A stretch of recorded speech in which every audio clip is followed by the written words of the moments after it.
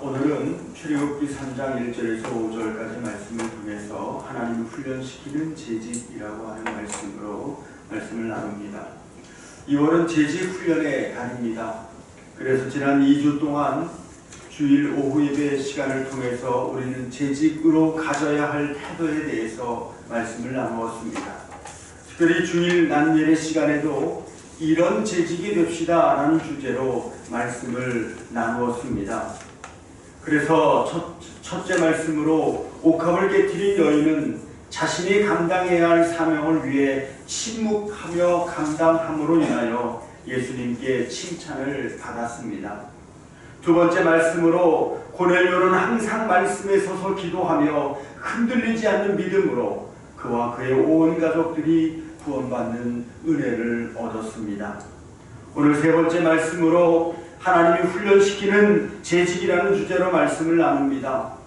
사실 우리가 재직이라는 단어를 사용하여 말씀을 나누고 있지만 이런 재직이 되자라는 말씀은 결국 이런 성도가 되자라는 말씀이요, 하나님이 훈련시키는 재직이라는 말씀 역시도 하나님이 훈련시키는 성도라는 말씀과 똑같은 말입니다. 왜냐하면 하나님의 말씀은 어떤 특정한 직분이나 사람에게 필요한 것이 아니라 성도라면 반드시 이렇게 무장하고 이렇게 훈련되어 하나님의 사람으로 이 세상을 살아가야 하기 때문에 그렇습니다. 오늘 본문 말씀은 하나님께서 모세를 이스라엘 지도자로 쓰시기 위해서 부르시는 장면입니다. 이때 모세의 나이가 80세였습니다. 이 장면의 말씀을 볼 때마다 생각하는 것은 전능하신 하나님께서도 한 사람을 세우기 위하여 80년의 시간을 기다리고 훈련시켰다는 것입니다. 그러므로 하나님은 우리가 살아가는 시간 속에서 무엇을 훈련시키기 원하시는지를 모세를 통해서 살펴보면서 우리가 어떤 훈련을 받고 있는지, 어떤 훈련이 내게 필요한 것이며 또 그런 훈련 속에서 우리가 어떻게 우리의 신앙을 지켜가야 될 것인가를 생각하는 시간이 될 수 있기를 주님의 이름으로 축원합니다. 첫 번째로 하나님은 모세가 균형 잡힌 리더십을 소유할 수 있도록 훈련시키셨습니다. 신앙생활을 하면 할수록 느끼는 것은 신앙생활뿐만 아니라 인간이 살아가는 삶의 모든 부분에서도 균형 잡힌 삶이 얼마나 중요한지를 깨닫게 됩니다. 하나님께서 모세를 한 시대를 이끌어갈 하나님의 사람으로 세우기 위하여 이론과 현장을 모두 경험하고 준비하게 하셨습니다. 그러니까 아는 지식과 이 지식이 현장에서 사용되어질 수 있는 그런 모든 과정을 준비시키셨다는 말씀입니다. 우리가 잘 알고 있는 것처럼 모세는 120년을 살았습니다. 모세가 120세를 사는 동안 모세의 인생은 정확하게 40년으로 나눠집니다. 처음 40년은 모세가 왕궁에서 왕자로 살도록 하셨습니다. 애굽의 왕자로 당대 최고의 학문을 습득하게 하셨습니다. 그 다음 41세부터 80세까지는 광야 상원을 통해 현장 훈련을 시키셨습니다. 결국 그가 살았던 광야 40년의 세월이 당장 볼 때는 허송 세월처럼 보였지만 나중에 보면 그곳에서의 40년이 이스라엘 백성들을 이끄는 나침판이 되었던 것입니다.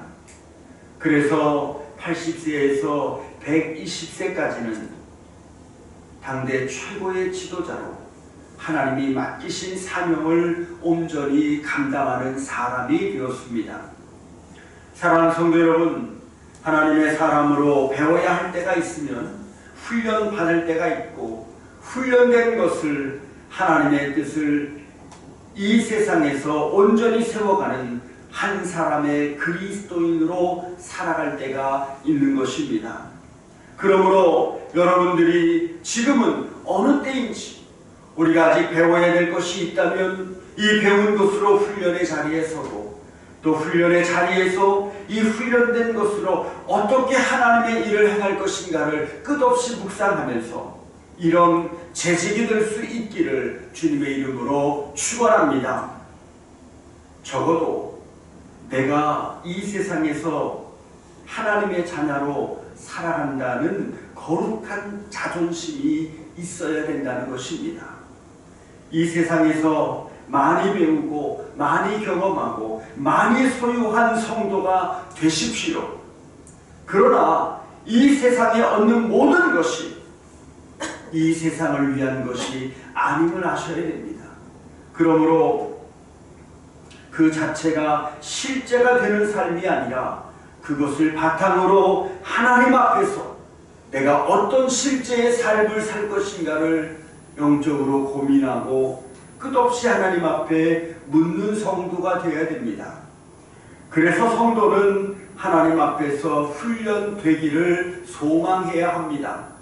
그 훈련의 과정을 통해 하나님이 내게 주신 물질과 환경과 기회가 이 세상을 살아가는 나의 인생에만 적용되는 이론이 아니라 하나님의 나라와 영광을 위해 사용되는 거룩한 현장이 되고 현실이 될 수 있는 그런 성도의 삶을 살아야 하는 것입니다. 그러므로 우리도 하나님이 세우신 재직으로 살아가기 위하여 이론과 현장에 균형 잡힌 리더십이 있어야 합니다. 그런데 우리에게 가장 큰 문제점 중에 하나가 바로 이 현장이 너무 부족하다는 것입니다. 교회는 다니며 예배를 드리고 기도도 하고 여러 가지 활동도 하는데 그것이 교회 밖에서 우리가 살아가는 삶의 현장에서는 아무런 영향을 발휘하지 못할 때가 너무 많이 있다는 것입니다. 지난 주일날 여러분들이 예배 드렸는데 그 예배 드림이 여러분의 삶의 현장에서 어떤 영향력을 발휘했는가를 돌아볼 줄 알아야 된다는 것입니다. 결국 예배와 삶이 분리되다 보니 교회 안에서도 실제 사역의 현장에서 봉사하는 사람은 상대적으로 정말 많이 부족함을 느낄 수밖에 없습니다. 이론과 현장이 같이 있어야 되는데 막상 복음을 위하여 공동체를 위하여 현장에서 뛰고 사역하는 사람은 너무나 부족합니다. 특히 복음을 전하는 삶이 이웃에게 드러나지 않으므로 하나님의 능력이 삶에서 나타나지 않으며 간증도 별로 없음을 알 수 있습니다. 이론만 있고 현장이 약하면 우리가 어떤 사건과 사건을 바라볼 때 전체를 볼 수가 없는 것입니다. 그러므로 우리가 교회를 다니고 예배를 드리는 것이 표면적인 모습으로만 나타나면 그것이 우리를 이론적인 형태로만 신앙의 모양을 만들기 때문에 삶의 현장에서 하나님의 능력으로 나타나지 못하는 것입니다. 여러분은 얼마 동안 신앙생활을 하셨습니까? 각자 예수를 믿고 교회를 다닌 시간이 다 다릅니다. 그러나 예배도 있고 공동체 안에서 섬김도 있고 삶의 현장에서 하나님의 능력이 나타나는 역사도 있어야 합니다. 그래서 균형 잡힌 성도로 준비가 되고 쓰임받을 수 있는 재직이 되어야 되는 것입니다.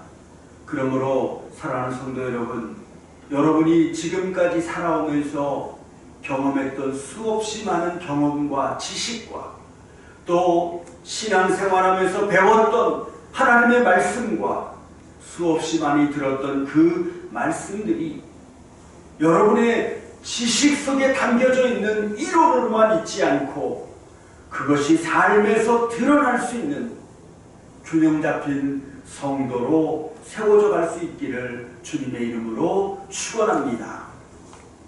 두 번째로 하나님은 모세의 자아를 죽이는 훈련을 시키셨습니다. 모세가 애굽의 왕자로 있었던 40세 동안 자신의 동족인 히브리 민족들을 자기 힘으로 구하려고 했습니다. 사실 40세 때의 모세를 세상적인 기준으로 보면 결코 부족한 사람이 아니었습니다. 당대 최고의 왕궁 교육을 받았던 기간입니다. 정치, 경제, 사회, 특히 군사 훈련까지 부족함이 없이 받았으니 스펙으로 보면 이보다 더 훌륭한 사람이 없습니다. 당연히 이 정도 스펙을 가진 사람이 하나님을 위해 일한다면 하나님이 얼마든지 박수치지 않을까 우리는 그렇게 생각합니다.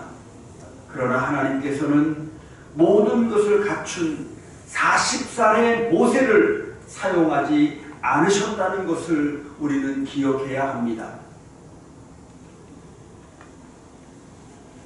왜 하나님은 그런 모세를 사용하지 않으셨을까? 모든 것을 갖춘 모세지만 앞서 말씀드린 것처럼 그것을 삶의 현장에서 어떻게 사용해야 하는지에 대한 현장 경험이 전혀 없었습니다. 더 큰 문제는 그것을 현장에서 하나님의 뜻대로 사용하는 경험이 부족할 뿐만 아니라 자기 뜻대로 사용하는 자아가 너무 강했습니다. 세상은 실력만 보고 사람을 씁니다. 세상은 인격이 좀 부족하고 교만하고 자존심과 고집이 강해도 실력만 탁월하면 실적만 좋으면 잘한다고 말하곤 합니다. 그러나 하나님은 절대로 실력만 보고 쓰지 않으신다는 것을 아셔야 됩니다. 자신의 자아를 온전히 십자가에 못 박지 않으면 자신의 자존심과 교만을 십자가에 못 박지 않으면 아무리 실력이 탁월해도 하나님은 쓰지 않으십니다. 그래서 하나님께서는 학문적인 소양은 갖췄으나 자아가 살아있던 40살의 모세를 쓰지 아니하시고 오히려 광야로 그를 내보내시고 말았습니다. 40세의 모세를 쓰지 아니하시고 광야에서 이름 없는 양치기로 살게 하셨습니다. 40년 동안 양치고 똥 치우고 풀 먹이면서 모세의 자아는 거기에서 철저하게 깨지는 모습을 보게 됩니다. 사랑하는 성도 여러분, 그렇습니다. 하나님이 사람을 사용하실 때는 반드시 그 자아를 죽이는 훈련을 시키신다는 것입니다. 어떤 사람은 믿음으로 이 자아가 잘 훈련되어지는 사람이 있는가 하면 어떤 사람은 이 자아가 훈련되지 않음으로 인해서 하나님께서 그 자아를 훈련시키기 위해 깨트리고 터트릴 수밖에 없는 그 과정 속으로 들어가는 그런 성도도 있습니다. 모세의 입장에서 보면 기가 막히는 것이나 실제로 광야에서의 40년은 모세도 모르는 사이 이론과 현장이 하나가 되고 자기 자신을 온전히 내려놓아 하나님도 인정하는 온유한 자가 되었습니다.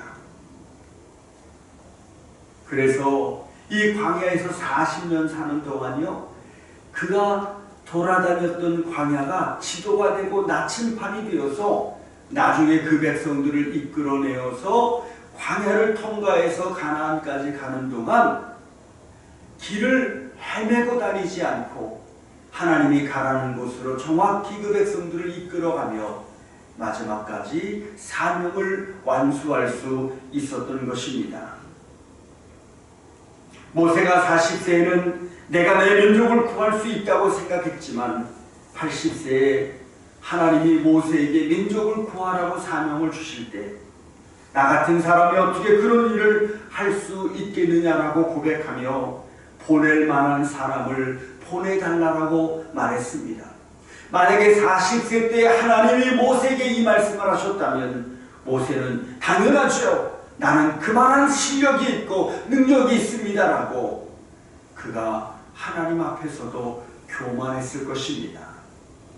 그러나 이제는 나는 아무것도 할 수가 없습니다. 실제로 그의 나이가 80세가 되었으니 할 수가 없었고 지난 40년 동안 들에서 약만 치고 있었으니 할 수가 없었겠고, 내가 해봤는데 이미 한 번 나는 실패했으니 할 수가 없다라고 생각하지만, 그러나 그것이 하나님의 훈련 가운데서 그의 자아가 다 내려맞은 고백일 수밖에 없었던 것입니다. 바로 그 고백이 모세가 하나님의 일을 할 수 있는 때가 되었다는 사실을 말해주고 있는 것입니다. 그러므로 사랑하는 성도 여러분, 정말로 하나님 앞에서 하나님이 쓰시기에 잘 준비된 사람, 돈이 많고 지식이 많고 무슨 세상에서의 자리가 높고 하는 이런 것이 준비가 아니라 하나님이 쓰시기에 합당한 하나님의 사람으로 준비되어져 있어야 한다는 것입니다. 저는 잘 익은 묵은 김치를 좋아합니다. 그런데 제가 좋아하는 잘 익은 묵은 김치가 되기 위해서는 먼저 맛있는 김치가 돼야 됩니다. 이 김치라는 것이 하루아침에 만들어지는 것이 아닙니다. 밭에 싱싱한 푸른 배추가 잘 숙성된 묵은 김치가 되려면 최소한 5번은 죽어야 합니다. 따뜻한 어머니 품 같은 땅에서 뽑히면서 한 번 죽고, 날카로운 칼에 배를 갈리면서 2번 죽고, 소금에 절여지면서 3번 죽고, 마늘, 젓갈 등의 강한 양념들에 파묻히면서 4번째로 죽고, 5번째로는 장독에 담겨서 깊은 땅속에 묻혀 숙성의 과정을 거치면서 한 번 더 죽어야만이 맛있는 김치가 되는 것입니다. 고작 한 포기의 배추가 잘 숙성된 익은 김치로 거듭나기 위해서 이토록 많은 죽음의 과정을 통과해야 한다면, 우리가 하나님께 아름답게 쓰임받기 위해서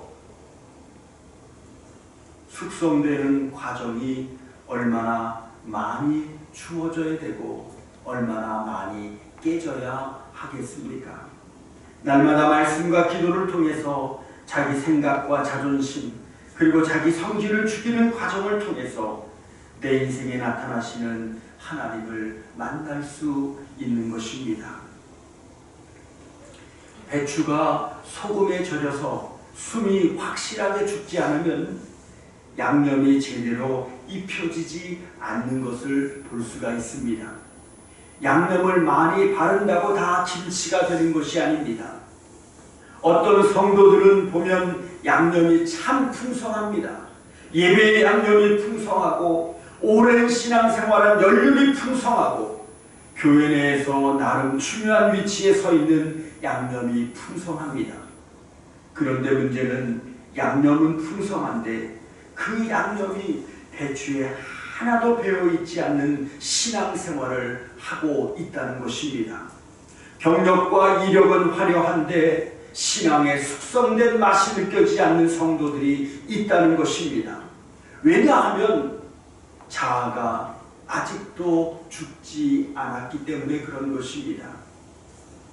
숨이 죽지 않은 배추에 양념을 많이 발라봐야 잘 입혀지지 않을 뿐더러 맛이 제대로 들지 않은 것처럼 우리도 마찬가지입니다.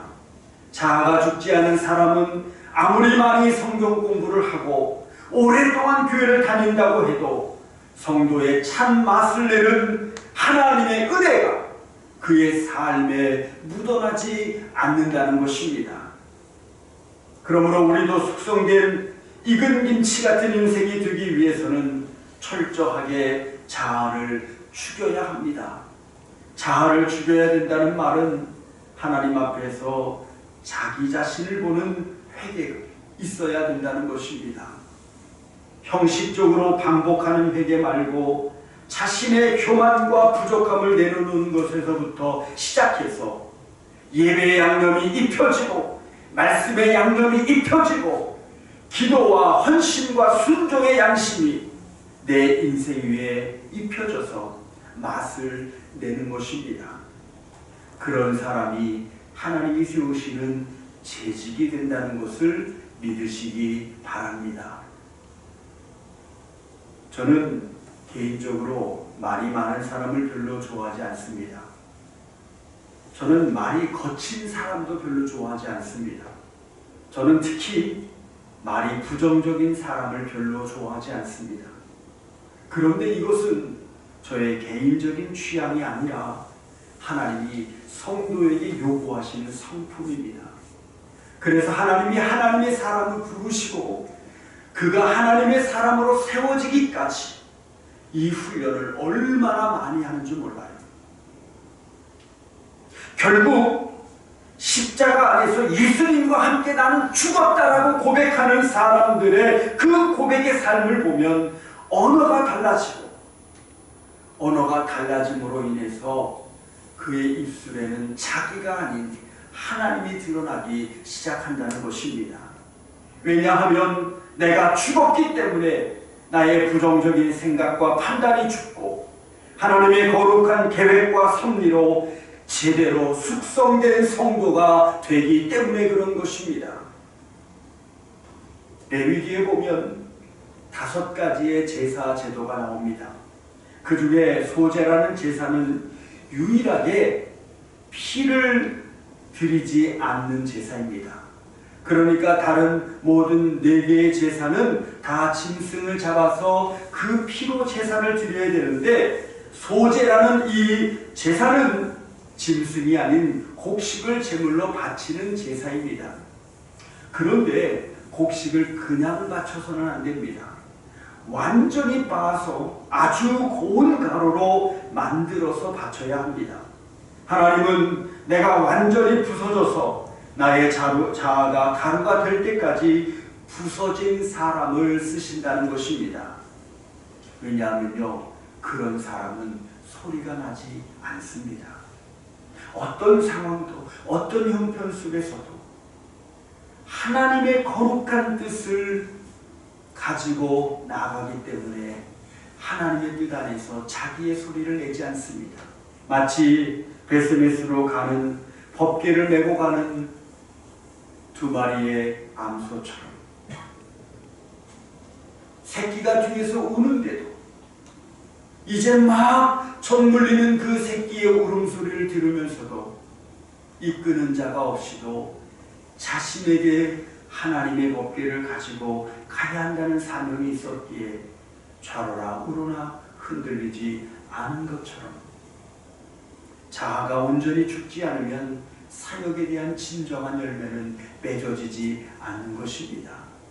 그래서 하나님은 모세를 광야에 40년간 던져 놓으신 겁니다. 사랑하는 성도 여러분, 날마다 말씀과 기도로 내 안에 못된 자아를 죽이는 싸움을 싸워서 모세처럼 소리 나지 않는 사람으로 하나님께 귀히 쓰임받는 주님의 교회에 재직이 될 수 있기를 주님의 이름으로 축원합니다. 마지막으로 하나님께서는 80세 때의 모세에게 이 땅의 문제가 아닌 하나님의 영광을 보게 하셨습니다. 모세는 처음부터 어머니를 통해서 철저하게 신앙교육을 받았습니다. 그러나 하나님을 믿는 믿음은 있었지만 하나님의 능력을 입은 삶이 없었습니다. 한마디로 하나님의 영광을 바라보는 삶이 없었다는 것입니다. 그러다가 모세의 나이 80세가 되어 말로만 듣던 하나님을 호렙산에서 꺼지지 않는 불로 만났습니다. 모세가 그렇게 하나님의 영광을 경험하자 그때부터 놀라운 하나님의 기적과 능력이 그의 삶에 나타나게 되었습니다. 기적과 능력만 나타난 것이 아니라 자신의 사명까지 더 온전히 붙잡게 되었습니다. 내게 주어진 하나님의 뜻이 무엇이며 나의 나머지 인생을 무엇으로 살아가야 할지를 하나님을 만나니까 알게 되었다는 것입니다. 아, 이게 내가 살아가야 될 이유요, 목적이요. 이것이 내 인생의 가장 존귀한 가치구나.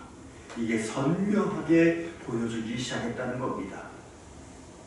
40세의 모세는 애굽의 왕자로서 자기가 보고 싶은 것만 보고 자기 눈에 보이는 문제만 보면서 살아왔습니다. 내 동족인 히브리 민족들이 이렇게 학대를 당하고 있구나. 내가 이들을 구해야 되겠구나. 40세 때 자기 힘으로 해결하려고 하다가 실패하고 도망자가 되고 말았습니다.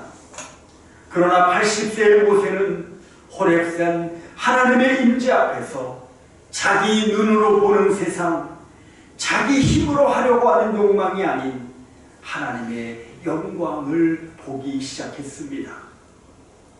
사랑하는 성도 여러분, 여러분은 무엇을 보며 살아가고 있습니까?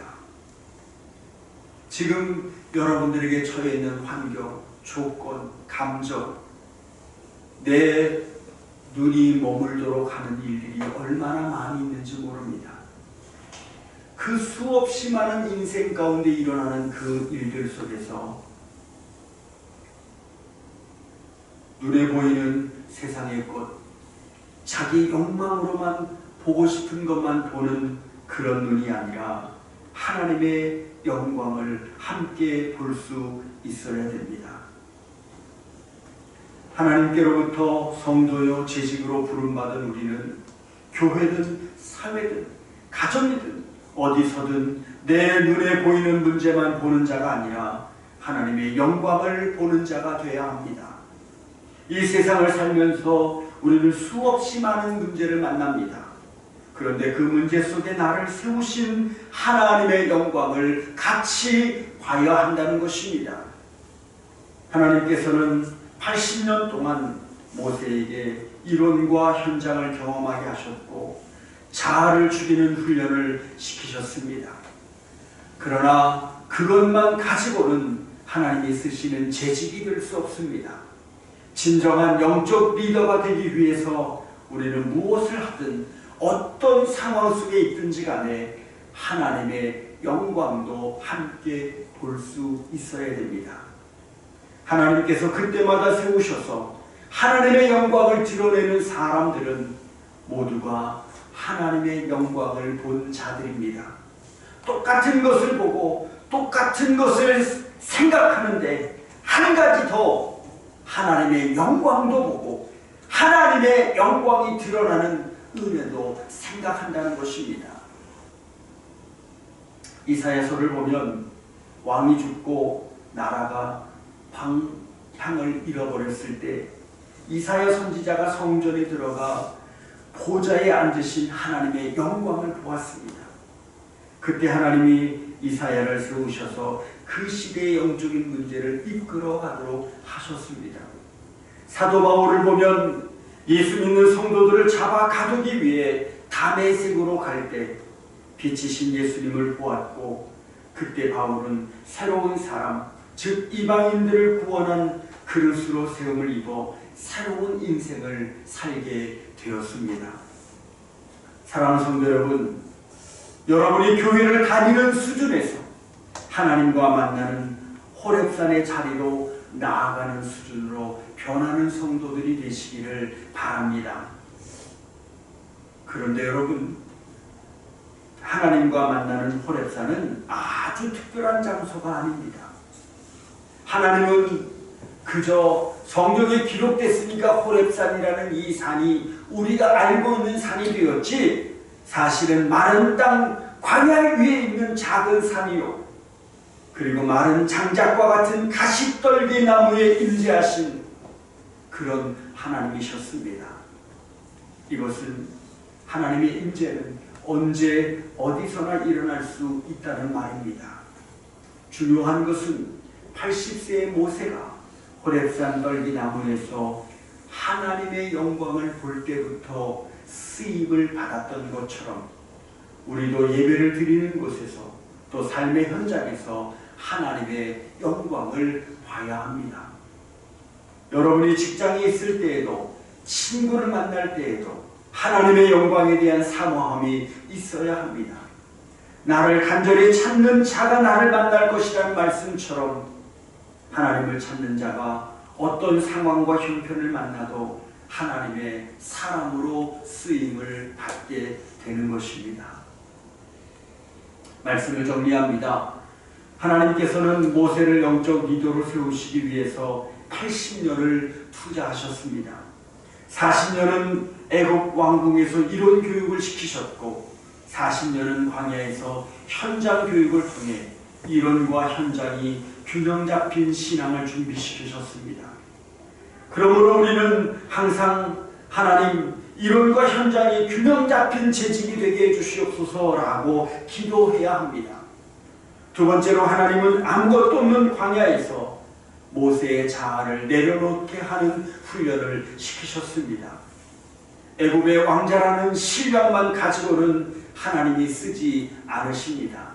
탁월한 실력이 있어도 자아가 살아있으면, 자기 감정을 넘어서지 않으면 하나님은 쓰지 않으십니다. 그러므로 하나님께서 고난의 소금을 뿌려 자아를 죽이시기 전에 먼저 말씀과 기도로 자신을 내려놓는 회개를 통해 자신을 죽이는 것이 최선입니다. 세 번째로, 지금 눈에 보이는 문제를 문제로만 보지 말고 그 문제로 나타날 하나님의 영광도 함께 보는 훈련을 시키셨습니다. 하나님의 영광을 볼 때 모세가 쓰임을 받았습니다.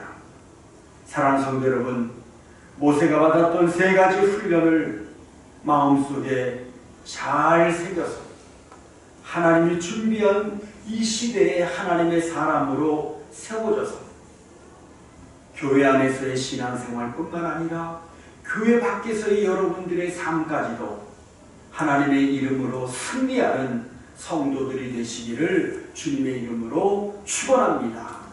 기도드리겠습니다.